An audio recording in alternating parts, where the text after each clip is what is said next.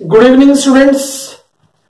Now we are going to cover a very important topic, that is refraction through spherical surface. सबसे पहले हम बात करेंगे spherical refracting surface. A transparent surface having one side denser medium and other side rare medium is called spherical surface or spherical refracting surface. Spherical refracting surface basically एक transparent surface होता है जिसके एक साइड डेंसर मीडियम होता है, दूसरी side rare medium होता है. इस सरफेस को मैं रिफ्रैक्टिंग सरफेस के तौर पे यूज करता हूं. रिफ्रैक्टिंग सरफेस का जो नाम है, बेसिकली कोई भी स्फेरिकल सरफेस एक साइड से कॉनकेव और दूसरी साइड से कॉन्वेक्स होता है, side by side. You can not से कि एक सरफेस अगर स्फेरिकल है तो वो सिर्फ कॉनकेव है, या एक सरफेस स्फेरिकल है तो वो सिर्फ कॉन्वेक्स है. वो दोनों तरह का हो सकता है. पर इंपॉर्टेंट चीज जो यहां पर हम बात कर रहे हैं, एक रिफ्रैक्टिंग सरफेस का जो नाम है, मैं इसको स्फेरिकल रिफ्रैक्टिंग सरफेस कहता हूं, कॉन्वेक्स या कॉनकेव. तो किसी भी स्फेरिकल सरफेस का नाम उसके उस साइड से लिया जाता है, उस साइड से रखा जाता है जो रेयर मीडियम में खुलता है, वो फेस जो रेयर मीडियम में होता है. तो यहां से हम कह सकते हैं कि इंपॉर्टेंट नोट है, name of a refracting surface is decided by its face in rare medium. Types. How many types of refracting surface do you know? Refracting surface can be of two types, very well known. The surface which are convex in the side of rare medium and concave in the side of denser medium are called convex spherical surface. यानी एक spherical surface एक तरफ से concave है, एक तरफ से convex है. जो साइड उसकी rare medium में खुलती है वो उसका नाम होता है. तो यहां पर देखते हैं, ये जो सरफेस मैंने बनाया ये इधर से कॉन्वेक्स है और इधर से कॉनकेव है. ये साइड रेयर मीडियम है और ये साइड डेंसर मीडियम है. याद रखें, जब मैं आगे इसके एक्सप्रेशंस करूंगा, डेरिवेशंस करूंगा, तो वहां पर मैं ये जो दो साइड बनाऊंगा ये पहचान कराएंगे रेयर या डेंसर मीडियम की. एक और चीज, डेंसर मीडियम का रिफ्लेक्टिव इंडेक्स में हमेशा μ2 से और रेयर मीडियम का रिफ्लेक्टिव इंडेक्स में हमेशा μ1 से लेने वाला हूं. ये भी आप याद रखेंगे, आगे हम इसको यूज करना है. तो ये सरफेस कॉन्वेक्स होगा क्योंकि इसका जो कॉन्वेक्स फेस है वो रेयर साइड है. अगर मैं इस सरफेस की बात करूं तो इसमें भी दोनों फेस है, ये बाहर से कॉनकेव और अंदर से कॉन्वेक्स है. बट क्योंकि अंदर की तरफ डेंसर मीडियम है, बाहर की तरफ रेयर मीडियम है, तो इस सरफेस का रेयर मीडियम में जो फेस खुला हुआ है कॉनकेव, तो that's why it is called concave spherical surface. अब हम बात करते हैं कुछ इंपॉर्टेंट अजम्पशंस की जो मुझे याद रखने हैं, जो मुझे ध्यान देने हैं व्हाइल डूइंग द डेरिवेशंस. सबसे पहला इंपॉर्टेंट चीज जो है, जो भी हम ऑब्जेक्ट यहां पर लेते हैं, that object is of point size. ये ऑब्जेक्ट पॉइंट साइज की होगी. And number 2, object lies on principal axis. ये ऑब्जेक्ट प्रिंसिपल एक्सिस पर रहेगी. Number 3, aperture of the spherical surface that we are using, इस स्फेरिकल सरफेस का aperture बहुत small होने वाला है. And number 4, alpha is the angle subtended by the incident ray, or you can call it angle subtended by the object. Beta is the angle subtended by the refracted ray, or you can call it by the angle subtended by the image. So angle subtended by the image or angle subtended by the refracted ray. Theta is the angle subtended by the normal on the principal axis. All the three angle alpha, beta and theta are extremely small. ये बहुत छोटे होंगे. इसमें दो point मैंने और लिए. ये है इसके साइन कन्वेंशन के रिगार्डिंग. पहला, all the distance in a spherical surface are measured from its pole. Measure की जाती है इसके पोल से. Pole is the centre point of the spherical surface. Spherical surface के सेंटर पॉइंट को इसका पोल कहते हैं. अभी नेक्स्ट फिगर में हम इसको देखेंगे. तो number 2 point, distance measured in the direction of incident ray are positive and vice versa. अब यहां पर मुझे रिफ्लेक्टिंग सरफेस के साथ डेरिवेशन करने हैं. कैसे करते हैं, let us see. We are going to discuss the refraction through a convex spherical surface when object is in rare medium. जब ऑब्जेक्ट रेयर मीडियम में रखा होगा तब क्या होगा. सबसे पहले हम देखते हैं, हमने एक कॉन्वेक्स स्फेरिकल सरफेस बना लिया. ये इसकी प्रिंसिपल एक्सिस है और ये जो सेंटर पॉइंट है इसको मैंने लिया पोल. यहां पर मैंने डेंसर मीडियम लिया जिसका रिफ्लेक्टिव इंडेक्स μ2 और ये मेरा रेयर मीडियम है जिसका रिफ्लेक्टिव इंडेक्स μ1 है. इसको चलिए मैंने यहां पर लिख लिया डेंसर. और यहां पर मैंने लिख लिया रेयर मीडियम। अब इसमें हमें करना क्या है, सबसे पहले हम यहां पर एक छोटा सा पॉइंट लेते हैं, that I am calling A. A is the incident point या पॉइंट ऑफ इंसिडेंस जिसके ऊपर रे आके पड़ेगी।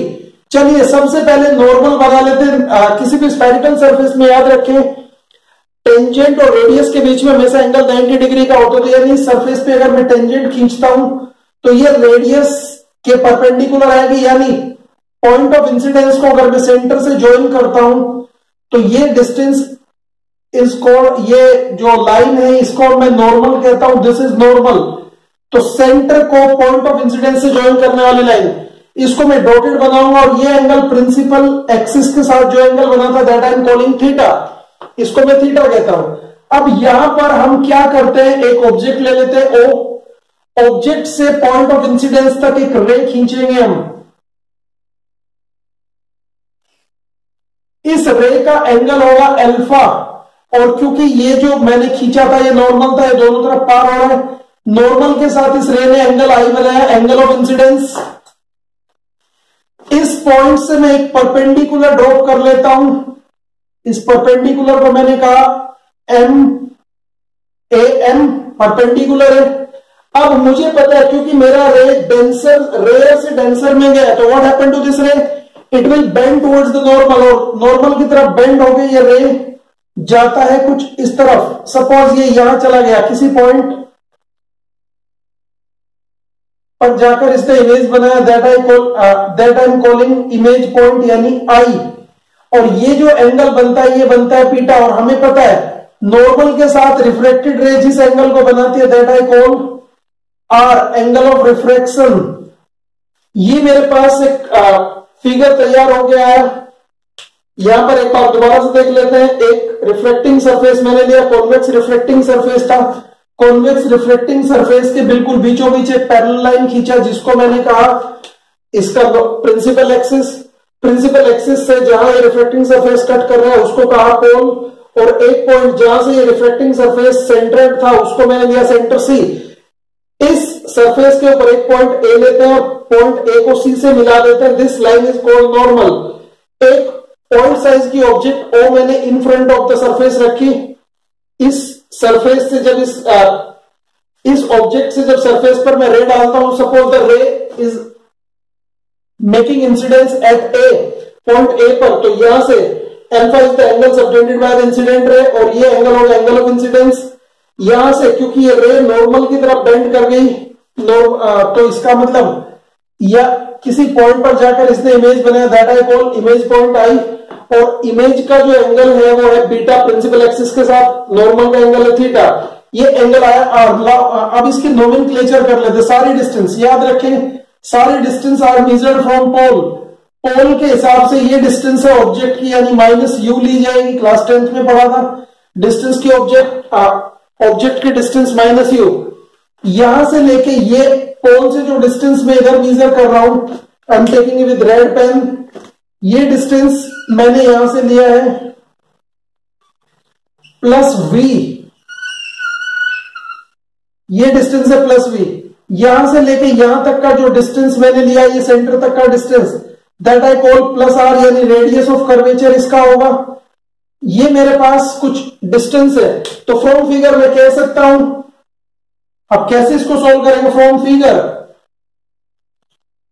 सबसे पहले मुझे मिला OP equal to minus u, O से पी तक का डिस्टेंस, या मैं इसको कहूं पीओ, पी से ओ तक का डिस्टेंस माइनस यू है, पी से सी तक का डिस्टेंस मेरे पास प्लस आर है, और पी से आई तक का डिस्टेंस मेरे पास प्लस वी है। अब मुझे याद रखना है ट्राइंगल अप्लाई करने, इन ट्राइंगल ओपीसी ओएसी, याद रखें किसी भी ट्राइंगल को जब हम लेंगे उसमें सी जरूर होगा और ए जरूर होगा, ए और सी दोनों में होगा, एक ऑब्जेक्ट के साथ होगा, एक इमेज के साथ होगा। तो ट्राइंगल ओएसी की अगर मैं बात करूं तो हमें पता है sum of any two interior angle is equal to the third exterior angle, यानी आई इक्वल टू क्या होगा, अल्फा प्लस थीटा। अल्फा और थीटा दोनों का जो सम है थर्ड एक्सटीरियर एंगल यानी आई के इक्वल होगा। और मुझे पता है since alpha and theta are small, so यहां से मैं कह सकता हूं alpha can be written as tan alpha और theta can be written as tan theta.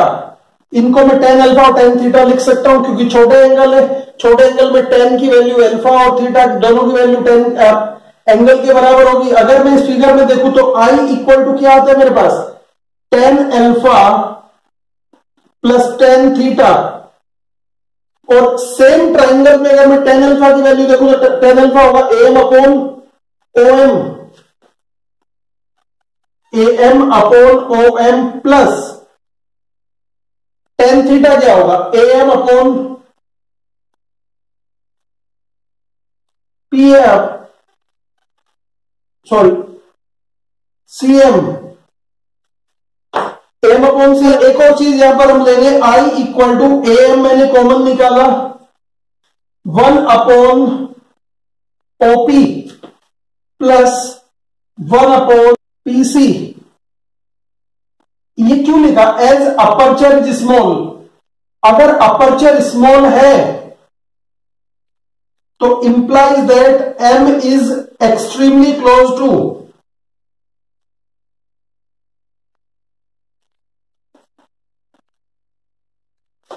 अगर इसका अपर्चर छोटा है तो अगर मैं बात करूं एम और एपी को करीब करीब बराबर होंगे, यानी पॉइंट ए पॉइंट एम और पॉइंट पी बिल्कुल आसपास होंगे, तो ये दोनों पॉइंट एक्सट्रीमली क्लोज हैं, तो I can either write MC और PC both are same, I can write MO और पीओ बोथ आर सेम। तो मैंने यहां पर ओपी लिख दिया, इसकी जगह पीओ की जगह ओएम की जगह इसको मैं इस तरह से लिख सकता हूं। तो फाइनली अगर मैं इनकी वैल्यूज रखूं तो मेरे पास क्या आता है, i equals to A M as it is मैंने लिया है 1 अपॉन, जब मैं ओपी की बात करता हूं या पीओ की बात करता हूं दैट कम्स माइनस यू, तो ये आया मेरे पास माइनस यू प्लस, जब मैं 1 अपॉन पीसी की बात करता हूं तो ये आता है मेरे पास 1 upon R. Put it equation number 1। अब मैं जा रहा हूं दूसरे ट्राइंगल में, ट्राइंगल नंबर 2 मेरा है IAC। In triangle IAC, triangle IAC में अगर मैं जाऊं तो मुझे क्या मिलने वाला है, sum of any two interior angle is equal to third exterior angle. तो बीटा और आर इस बार इंटीरियर एंगल और थीटा हमारा एक्सटीरियर एंगल है, यानी I can say theta equal to r plus beta. But मुझे आर एक तरफ करना है, स्नेल्स लॉ स्टडी करना, साइन आई साइन आर का इंतजाम मुझे करना है, तो r can be written as theta minus beta. पर एक बार फिर हमें पता है as theta and beta are small, theta और बीटा स्मॉल है, इसलिए मैं लिख सकता हूं R equal to tan theta minus tan beta of from triangle I A M से। अगर मैं इसकी बात करूं तो टेन थीटा इक्वल टू होगा एम अपॉन पीसी, अभी भी मैंने निकाला, तो यहां पर tan theta equal to M upon PC और माइनस टेन बीटा क्या होगा M upon P I, M upon P I. और हमें पता है एम तो मैं यहां से कॉमन निकाल लूंगा, 1 upon PC minus 1 upon P I. और अगर मैं आर की बात करूं तो आर इज इक्वल टू क्या, आर क्या आता है मेरे पास, M as it is common निकाला मैंने, और 1 upon r minus 1 upon v, equation number second. अगर इक्वेशन सेकेंड की मैं बात करूं तो ये मेरे पास आता है। अब हम बात करते हैं स्नेल्स लॉ की, writing Snell's law from Snell's law. अगर मैं स्नेल्स लॉ की बात करूं तो क्या होगा, फ्रॉम स्नेल्स लॉ हमें पता है sine i upon sine r equal to होता है mu two upon mu one. Ray mu two में गई है म्यू वन से, तो I can say mu two upon mu one, equation number 3। But मुझे पता है क्योंकि i and r both are obtained by the small addition और subtraction of small angles, so since यहां पर मैं लिख सकता हूं since alpha beta and theta are small indicates I and R will also be small. ये दोनों भी छोटे होंगे और इस बात का मतलब क्या होगा, हम कह सकते हैं कि sine i is approximately equal to i and sine r is approximately equal to r. तो हम कह सकते हैं i upon r equal to mu two upon mu one, और this can be better written mu one i equal to mu two r. यहां तक का हमने कर लिया है। अब ये सब आपको आई होप समझ में आया होगा। इसके आगे क्या होने वाला है, लेट अस सी। मुझे इक्वेशन 1 और 2 से आई और आर की वैल्यू पता है, तो फ्रॉम 1 मैं ये वैल्यू लिखता हूं तो म्यू वन इंटू एम, क्योंकि आई की वैल्यू में यहां पर रिप्लेस कर रहा हूं, M into 1 upon U with negative sign